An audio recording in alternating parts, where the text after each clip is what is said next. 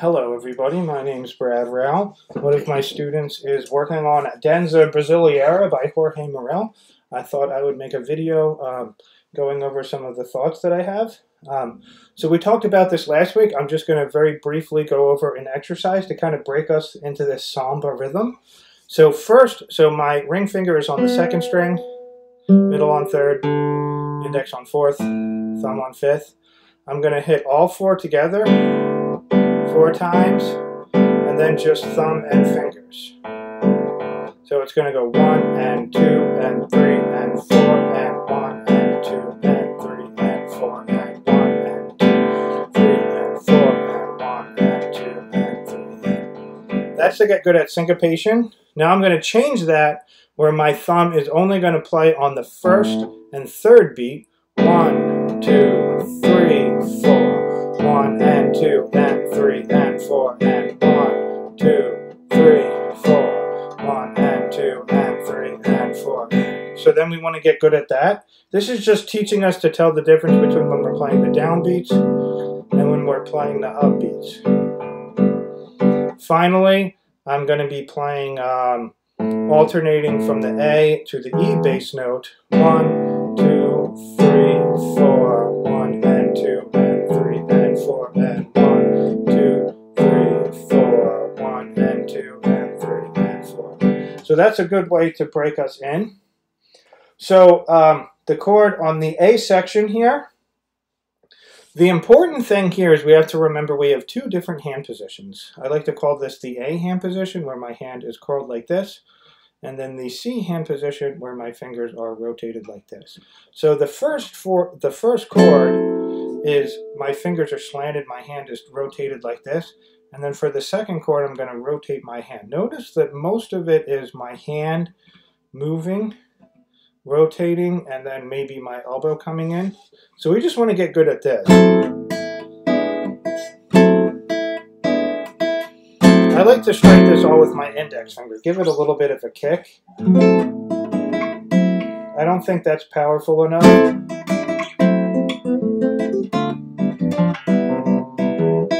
So we're going to... Now for the next chord, this is actually just 3 guide fingers. We have an E minor 7 going to an A minor 6. So it's actually a really cool jazz voice leading. A lot of these weird chords in jazz are actually end up having really good voice leading. So we want to just get good at this. Here I would practice this, so this is the end of measure 2. I would practice this forward and backwards.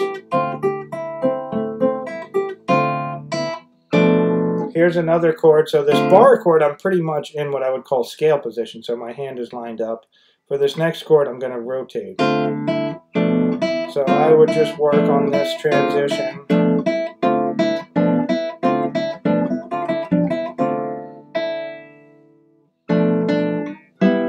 Here, from this, oh wait, hold on, I'm not actually looking at the, I'm sorry, this is a G7 chord here, my mistake, bowing for third, and then coming into a C major 7, so just doing that until you get the hang of that.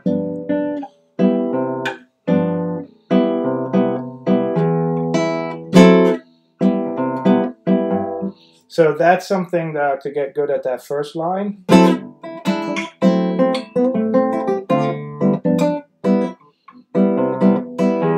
It is also possible to play the C major 7 open, open, open, and then play the C on the 3rd fret. So I might encourage that instead.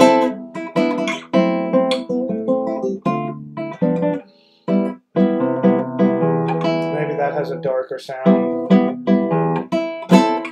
You have to remember, Jorge Morel has a jazz background. If you've played any jazz at all, this drop 2 voicing of the C major 7 is very, very common. 3, 5, 4, 5. But if you're not as accustomed to playing jazz, the open might be easier. So if you're new to this piece and you just want to get through it, that might be an easier thing. If you're comfortable with jazz and you know this drop 2 voicing, then I would just have you do that instead. So the next 2 measures are the same with the exception of the end. So now I'm on the 3rd line. What is this? Probably minus the intro. This is measure 6 or measure 9.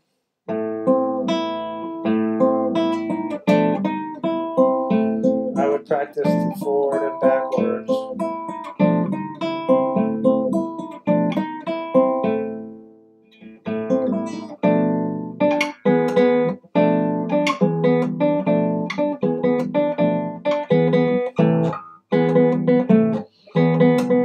Just work on the switches. Now the end of the first phrase, which would be measure 1, 2, 3, 4, 5, 6, 7, 8, 9, 10, 11, 12. Very big pain in the butt here. We have a 1, a minor chord, half diminished 5, half diminished 2, 5 with a flat 5. So these are very weird, common in jazz, but weird for classical. So we just want to work on this transition here. So this is the first chord in what measure did I say that was? For measure 12. We have 2 guide fingers. Let's enjoy that. So we have the index and second finger. So that makes it easier. Again, we see really good voice leadings. Notice the bass line does this. When jazz people are playing weird chords, it's usually to have chromatic voice leading. And then we can also work on this. This is these 3 chords, forward and backwards. The next 2 lines are going to pretty much be the same. With the cadence at the end. So I am on 1, 2, 3, 4, 5, measure 5, 1, 2, 3rd measure in.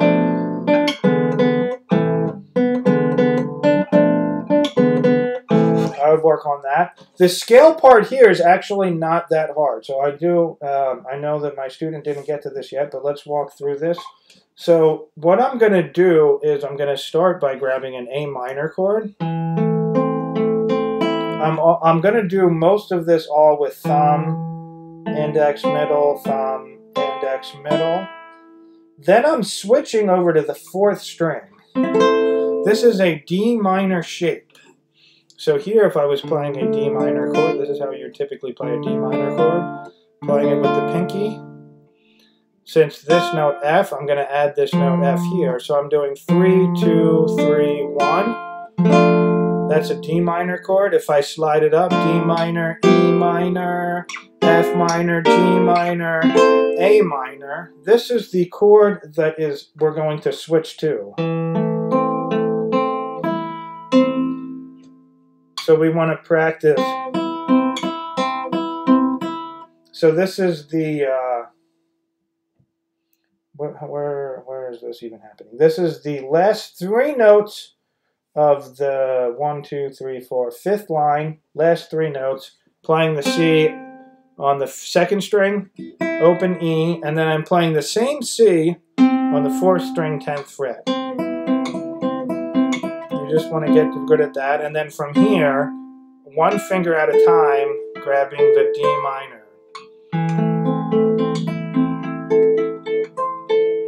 Here, switching to the ring finger. If you can stretch here, if you can lift the ring finger. So that's what's going on here. Every note in that phrase is a note from an A minor chord.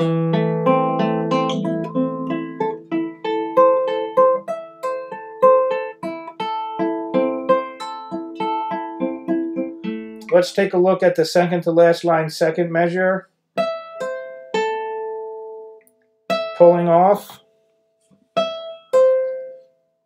A, C, E, open, going into the 5th fret. So here I'm playing an A. This is another transition we want to practice. Playing the A on the 10th fret of the E string, the open E string, and then I'm playing the 5th fret, a bar, half bar. They say a full bar, but it's actually just these 3 strings. Your typical 3-string bar on the 5th fret of the 3rd string. So you just want to get good at doing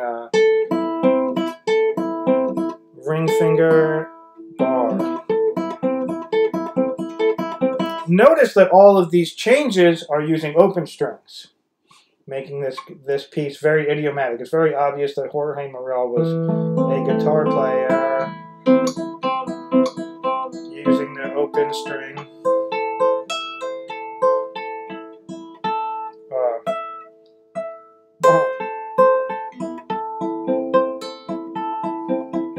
Something that is a little bit odd too, and can throw you off, threw me off. Again, this is the second to last line. Notice we pull off into a downbeat. When I did my master class with Sharon Isbin and I was playing the prelude in E major,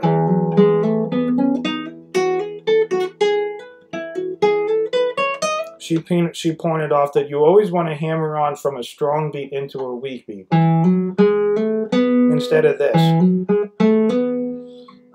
And I've heard her assert that that is how Bach would have wanted his music to be played, which I like that. I don't know what Bach wants, but that's what I want. I think it sounds great. I think it sounds a little weird, unless you want some kind of weird jazz accent. So in this case, the pull-off is on an offbeat. So that can be a little bit off-putting. However, if we actually look at the accents, the accent is every 3 notes. 1, 2, 3, 1, 2, 3, 1, 2, 3, 1, 2, 3, 1, 2, 3, 1, 2, 3, 1, 2, 3, 1, 2, 3, 1, 2, 3, 1, 2, 3. But it's actually, since we're in 4/4, it's 1, 2, 3, 1, 2, 3, 1, 2, 3, 1, 2, 3, 1, 2, 3, 1, 2, 3, 1, 2, 3. I think I made a video on this before. So if you're clapping 1, 2, 3, 1, 2, 3, 1, 2, 3. Notice the claps are on 1, 2, 3.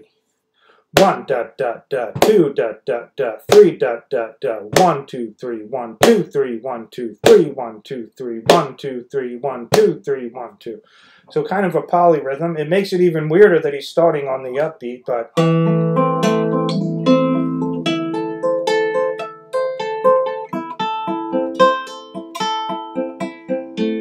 so I actually play that phrasing with the syncopated accents, as if I wasn't in 4/4.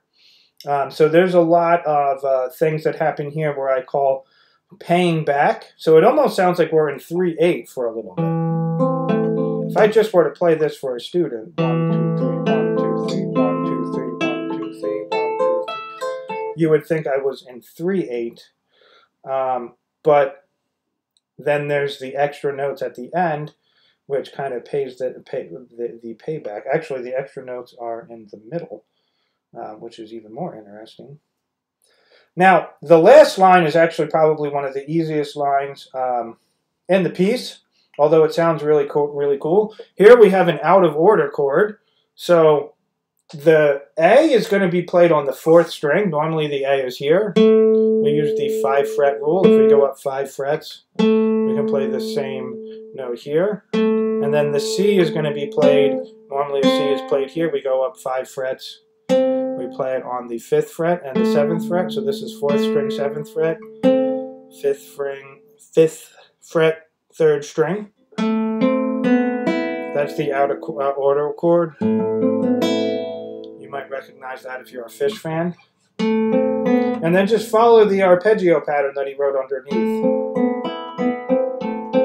So from here, then I'm doing, this is the 5th fret and the 4th fret on the 4th string. So there's actually 2 Bs.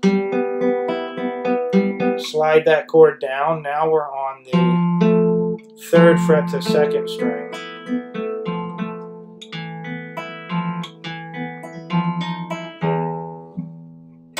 augmented 6th chord, so a little bit of salute to classical music, although maybe that's a tritone substitution.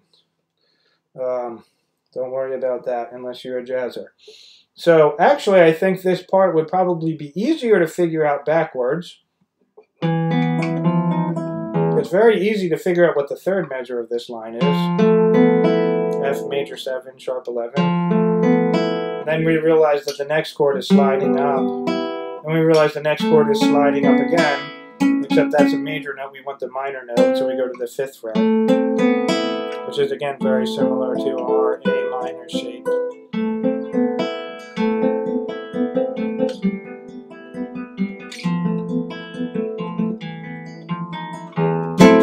And then it recapitulates after that. So I think that that's something. Another thing I wanted to say about the A section is we want to figure out where the beats are. And this is a little bit tricky because we have to be careful if we're looking at the rhythm that has the flags up or the rhythm that has the flags down, because that can be confusing. So the first measure, we have 1 and 2 and 3 and 4 and. So if I look at this, I have a dotted quarter note, 1 and 2 and. It's confusing because there's a rest on the bottom, and I'm assuming if you're looking at the music here. So if you don't have the music for this, it's probably not going to help very much. But here we have a quarter note and a rest. I do try to get the rest if I can. So I actually, when I play the 4th string, and see how my thumb is coming up? And I kind of curl my thumb like this a little bit to stop that A string.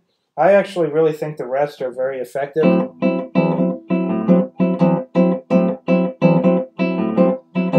Instead of just going.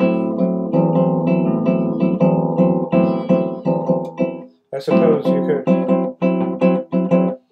do that. It's a little bit more coordination. That's not something I would work on right now. So I would, for my student, and also if you are learning this, I would write out each individual rhythm. So I'm actually going to do this in my score right now. So the first beat is obviously 1. And it's a dotted quarter note, so it's going to be and 2. The next open E comes on the and of 2. So I have 1 and 2 and. Here we have this chord happening on beat 3. It would be really hard to tell it's on beat 3 because there's 2 8th notes next to each other. Then we have this next note, since that's an 8th note, the next open E happens on the and of 3. 1 and 2 and 3 and. Since that's a quarter note, we don't play on 4 and we play on the and of 4. 1 and 2 and 3 and 4 and. So most students, and this is what my student has done as well, we want to learn the notes and we'll say we'll get the rhythm later.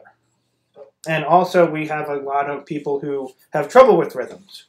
If you listen to Manuel Baraweco, I believe I heard this on his podcast, he said there's a rumor that guitar players have bad rhythm, and it isn't a rumor. So most guitar players tend to have trouble with rhythm, and this being a very advanced rhythm, I think it is a very good idea to figure out what the rhythm is first and then insert the notes later. This is advice that Victor Wooten gave in his book, A Music Lesson, when he talks about a groove in a couch. Homer Simpson sits on his couch enough that there's actually a groove in the shape of his butt. A groove is a place where something would go. If I dropped the ball, it would fall into the groove. So we want to have a groove first and then place the notes into the groove, which reverses what most people do. I also like Victor Wooten's observation that music theory is really note theory. It isn't music theory. So if we want to engulf all of music, we would also want to think about the rhythm. So I would actually, just on the first string, practice doing this. I would go 1 and 2 and 3 and 4 and 1 and 2 and 3 and 4 and 1 and 2 and 3 and 4 and 1 and 2 and 3 and 4 and. Very, very tricky to do. Also with the counting. So that's something that I would work on. Here's the good news. First of all, let's observe that the rhythm in measure 1 and the rhythm in measure 3 are identical. So we can learn that rhythm once. If we can extract the rhythm from the notes, we can see the commonality, and once that rhythm is in our brain, it'll be much easier to figure out the notes. Otherwise, if we're playing the notes first and the rhythm separately, we have to solve two problems instead of solving one problem, realizing that these problems have the same root and manifest from a rhythm first, manifesting into different notes. So the rhythm in this case is more fundamental. Some pieces, the notes are more fundamental. It may be in Bach, but we want to really focus on that. So actually, if you can get the first measure, you can play the third measure. It might even be helpful to play the rhythm of the first measure, 1 and 2 and 3 and 4 and then take a look at the third measure. And I'm saying the third measure of the A section. Really, it's actually 1, 2, 3, 4, 5, 6, 7. It's actually the 1, 2, 3, 4, 5, 6. It's actually the seventh measure. To me, the first four measures are the intro. So I'm counting the A section as the first measure. Either way, I'm on the second line, third measure, and I'm observing that 1 and 2 and 3 and 4 and. So I'm observing that the first measure rhythm is the same as the third measure rhythm. That's going to be very helpful. We also see that this A section comes back a bunch of times. One thing that I did before I learned this piece is I figured out the form of this piece here, if you want to pause it and copy it. So we have the A section. We have an intro, we have the A section, and then I subbed each of the different kind of things here. Hopefully this doesn't reverse in the camera. So this is the form of the piece. And funny enough, my other favorite piece by Jorge Morel, the Danza in E minor, has exactly the same form, which I actually didn't write down because it was exactly the same. It had a 4-measure intro, it had a section, it had so we're seeing some similarities between these pieces. There's not only stylistically, but the form of the piece itself is also very similar. So I think that's interesting. So learning the rhythm. Now, if you want to really get good at the rhythm, notice that I was counting the eighth notes. I'm just going to do the first measure as an example. 1 and 2 and 3 and 4 and. What's even harder is to just count the downbeats. 1, 2, 3, 4.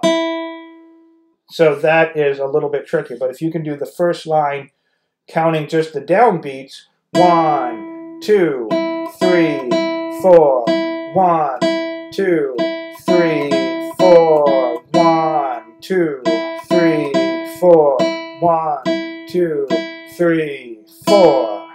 That would be even better, and it's even harder to do. And now we're really getting inside the heart of this music, which is based on the rhythm. So I would encourage to write out the rhythm so that you are clear. I read in a book by Aaron Shearer that he says that a lot of the problems is confusion. And I think the problem with this rhythm is people are confused on what the rhythm is. Maybe you hear the song and you just kind of mimic it, but we don't really know what we're playing. We're not really getting inside the rhythm. So I think by just going through this, clearing up everything, we also want to make sure that we have the right addition. We had problems last week with, we were looking at additions that disagreed with each other. I am using this addition, which I purchased online. I don't think you can find this anymore, but this is really cool. It has the 2 of my favorite pieces by him. And these other pieces are pretty cool too. I haven't gotten to them yet. And then a nice picture of him in the back. So that is pretty much what I have to say about the Danza in E minor. I hope this is helpful for my student. Anyone who is working on this piece, hopefully some of this is helpful as well. And then I'm going to take a look at some other pieces as well, but I hope you all have a good day.